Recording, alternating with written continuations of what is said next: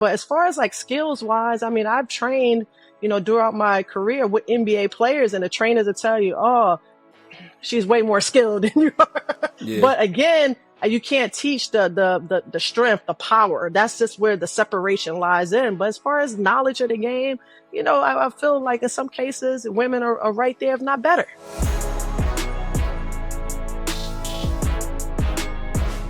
All right, we have a very special guest on the show with us today, and the accolades are so long. She garnered Player of the Year honors at every single level, 2-time Naismith Player of the Year, 3-time NCAA champion at Tennessee, #1 overall draft pick, WNBA Rookie of the Year. She's an Olympic gold medalist. She's a Hall of Famer, and she's my soror. Please welcome the one and only Chamique Holdsclaw to the Fumble. What an honor it is to have you. Oh, my gosh. Thank you, everyone. I appreciate that. I appreciate the love. Man, Chamique, you were the first women's superstar that I was invested in. So, backstory, I swear to God, I went to Columbia High School, right? And we had this legendary basketball coach, Johanna Wright. She was the first basketball coach at the women's McDonald's game, the first time the women were allowed into the game. And so we had a fondness and a level of respect for women hoopers. But Chamique Holdsclaw's name just stood above everybody else's. And that 1995 class in New York City, which was Stephon Marbury, God, Sham God, and yourself, was like the holy trinity of basketball from my purview. Growing up, did you feel like the superstar that we all felt like you were? How did that feel coming up with all those eyeballs and attention just on you like that? Man, growing up in New York City, and like you said, just with the hype of everything that was going on with basketball, honestly, it was just like a normal day. We would go to school, we would pass each other. I was always see like Felipe Lopez on the train, and my grandma was like, "Oh my God, I saw Felipe." I'm trying to get to games to watch, Sham God play. It was just an excitement in the air. But back then, New York City basketball was like, on a whole nother level. So it was just like another day, but I appreciate the love, man. That's my life now. My kid, my son is 6 years old. He's always like, "Why are people stopping you? Do they know you?" And it's like, "You're the reason I watch women's basketball." Facts.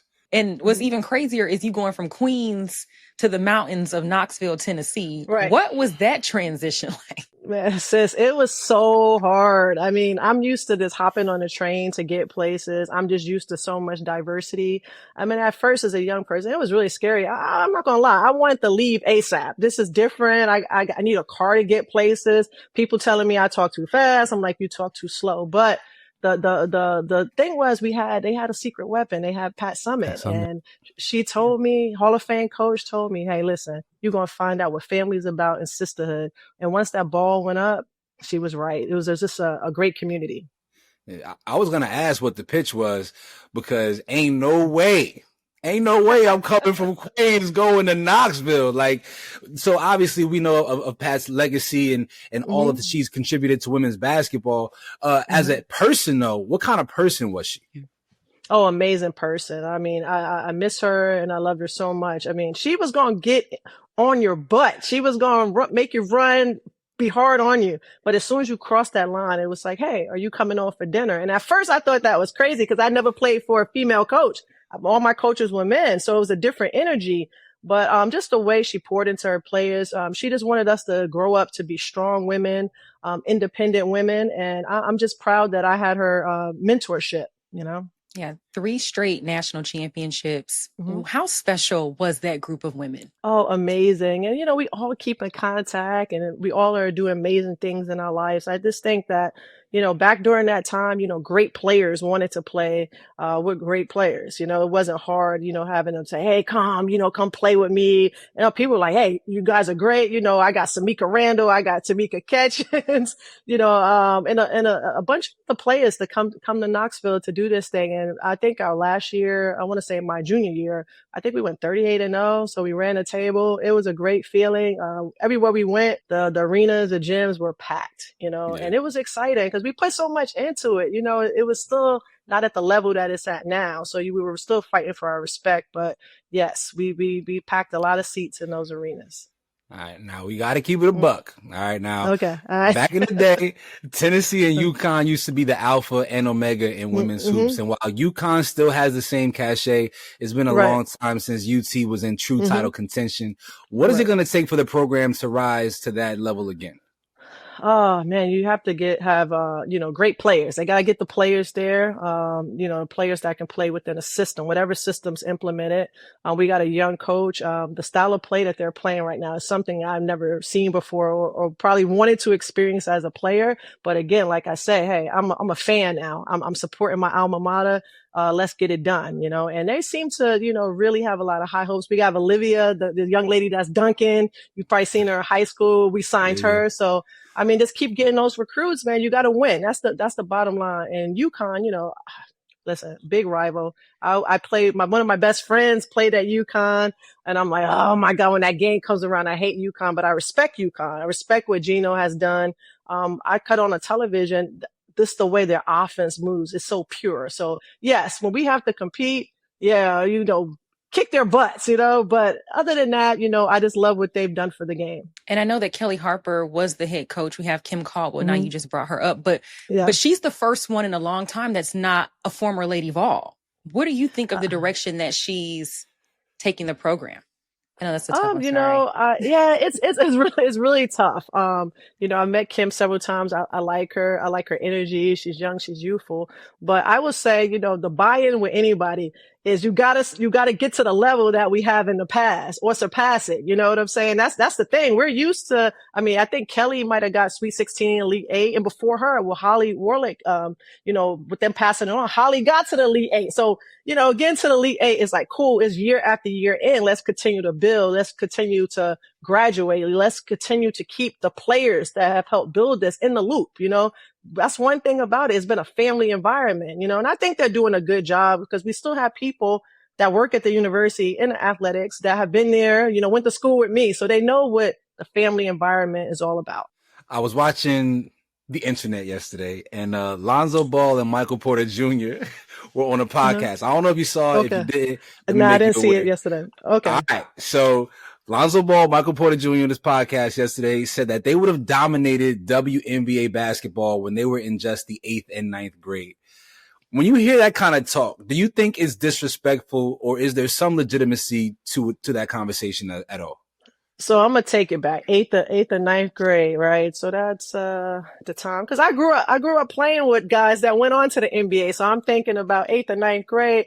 And there is about 15 years old, even being on the court with Ron Artest, playing against him, it was that moment where it's just a different physicality, you know what I'm saying? But as far as like skills wise, I've trained, throughout my career with NBA players, and the trainers will tell you, oh, she's way more skilled than you are. Yeah. But again, you can't teach the strength, the power. That's just where the separation lies in. But as far as knowledge of the game, I feel like in some cases women are right there, if not better. Yeah. I'll never forget. I saw a video clip one time where, my sweet dear friend Cappy Pondexter was busting Sebastian Telfair's ass. They was going at it. And Cappy is very different. Like, she one of those ones. So always is an interesting conversation because I do know some women who can hang. Matei Ajavan, Essence Carson, people that I grew up with and around. Right. The court with us, and they were killers, legitimately. So I'm always all my people. But again, they got that dog. It's different, man. You play in the city, man. It's survival. I can't cry when I get hit in the chest because guess what? I ain't gonna get picked next time. You know what I'm saying? I gotta figure this out, and I gotta compete. You gotta leave it out there. And Cappy Pondexter, I feel like she's one of my favorites. I feel like she doesn't get the respect that she deserves. You know what I'm saying? Cappy was a killer. In Essence, that's my youngin. I've enjoyed watching her kind of grow. So it's awesome. All great players. Mateen, shout out to that's the whole Cappy Chicago, but you got the Jersey crew over there. She went to Rutgers. She's part of the Jersey family. And I work for the Mystics too, so it's like okay. Yeah, it's a lot of synergy in the whole Jersey to DC pipeline. Yeah, I got you.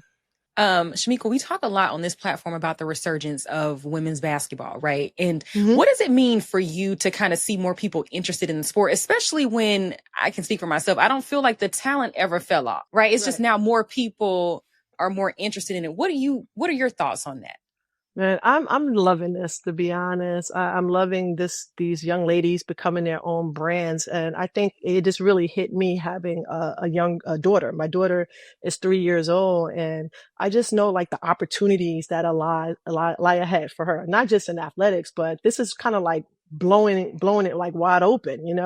We sit there, we watch the games, and she's yelling at Asia on the television, and she's like, "Oh my God, Mimi, she's so pretty." And she's showing her that she could be feminine and also be an athlete. So I just love how they've taken a deeper dive into the lives of these young ladies. That's what I'm saying. I remember when I was playing, they didn't show the walkways, the dress ups to the game, right?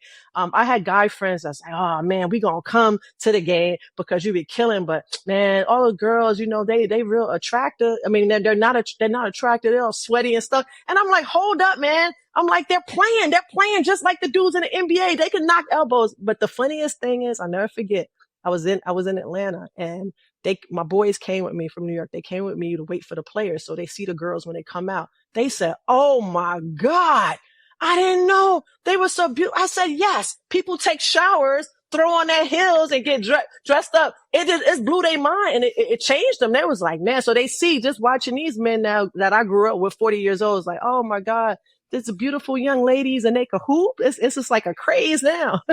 Yeah, I ain't gonna lie. I mean, respectfully, you were one of my crushes early on, and then it was Candace Parker, and then it was Skylar, and then it just it sprouted from there. Sorry, I had to just acknowledge that. Oh, that's love.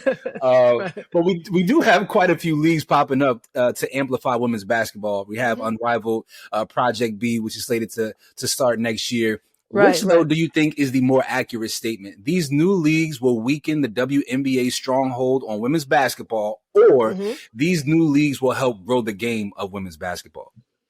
Oh, I just think it's going to help grow the game. I mean, it's taking it worldwide, right? And on different levels, different markets. So I'm excited to see where this goes. I know you have a lot of people right now with the negotiations and stuff, negative about the WNBA. I love it that the players have spoken. They're standing on business, right? And we're going to see what happens. But the thing about it in the backdrop is opportunity. So, keep it going. Ladies, keep speaking up, keep taking advantage of everything. And I'm enjoying the ride as a fan and a supporter. Yeah. What would you like to see happen with the negotiations, and how kind of crazy is it for you to see women's basketball players potentially be able to make as much money as they want to make? Right. I just think if the market's there, like, I don't know all the ins and outs of it, but people, if you're making a certain amount of money and you can pay back the money that you owe to the NBA and things like that, and there's this access, what I'm saying, when now the exposure that the league is getting, salaries have to increase, right? I don't know how much they should increase because that's not the business that I'm in, but they got to increase, you know what I'm saying? And I just commend, these young ladies. I think back then a lot of people were afraid to say things because you're like, oh, we should be grateful for this bag right here that we're getting. But now it's like, no, people are packing these seats. The value of what the WNBA team has increased to, right? Like 300 and something million. Am I right? Like some of these teams. Mm-hmm. So yes, I remember when I was playing, I remember hearing one time, oh yeah, to get a team, it was like 10 million and another. Man, people see value in this. So if people see value in this, the salaries got to go up. Pivoting just a little bit. So you were one of the first athletes to start the conversation around mental health and depression. We recently saw Cowboys Marshawn Kneeland self-transition. And we just got to do a better job of keeping a keen eye on some of the things that are indicators for someone's struggles. So from your standpoint, are there any telltale signs that you think give any sort of clue as to how to spot depression and an impending mental health crisis? Oh, well, I would say definitely. There's signs, but when you're like a professional athlete, right? That's a whole different thing. I would say, I could speak to kids and say self-isolation, grades dropping, right? Behavior, the mood, up and down, and a list of other things. But, this is a person, I follow this story, this score, it seems, excited, about the score, being a part of a team. And, I know what it's like on the flip side, going and feeling like you have the world in your hands and you should be grateful, but, struggling in silence. and not wanting people to know. So you learn to people please, you learn to put on this brave face. But I just think now as we move forward as people, as the human experience, is just tapping in with the people that you love, you know? And I remember a long time ago, my boy Ron Tess said, no one's going to get mad at you for saving their life, right? Because people think of the no snitch culture, younger people. Oh, you're going through, I'm not going to tell anybody. I'm going to keep it to myself. But nah, we got to check in, people, this man, had a lady. Now he has a baby that was born on the way. I know he had lost his mom, and he was dealing with a lot, and we just got to make sure it's a constant thing. You know what I'm saying? How's everybody feeling today? Hey, you want to talk to anyone? And I know it's hard, and especially from the guys that I talk to, in those spaces of professional sports. I know it's not macho thing to do, but we got to get to the point where these conversations are normalized. And then you got to throw in social media in that. Mm-hmm. That just adds a whole different element to all of that. And that's something that we've seen athletes in recent years speak out about as well. Oh man, yes. I couldn't imagine like if I was playing and social media was as big as it was, and me going through my challenges. I know for me, like I'm someone that lives with like social anxiety. So y'all got me on a good day, because I typically don't do a lot of like podcasts and stuff, because it's like, socially, I struggle with some things. And I know like recently in the last 2 years, it has been like being in, crowded places. I'm looking for the exit sign. That's things I have to work through in my life. And I speak on that because a lot of people don't know that about me, because they see me as such social environments or things where I seem like I'm the life of the party, but that is a skill. I work towards that. I'm talking to my therapist. I'm trying to do breath work to make sure, all right, I got to be here. It's going to be thousands of people. All right, I'm here for an hour, and I can pour into people. But as soon as I leave that stage or whatever, I'm like, okay, like trying to regulate and self-regulate. So for people that have these challenges, it's one day at a time. It's my wife checking in on me, make sure I'm good. My community that I built, because I've been so vocal about these things. All right. We'll leave the heavy stuff. I think we did a good job of addressing some of that. You know what I mean? Let's get back to some fun stuff. Right.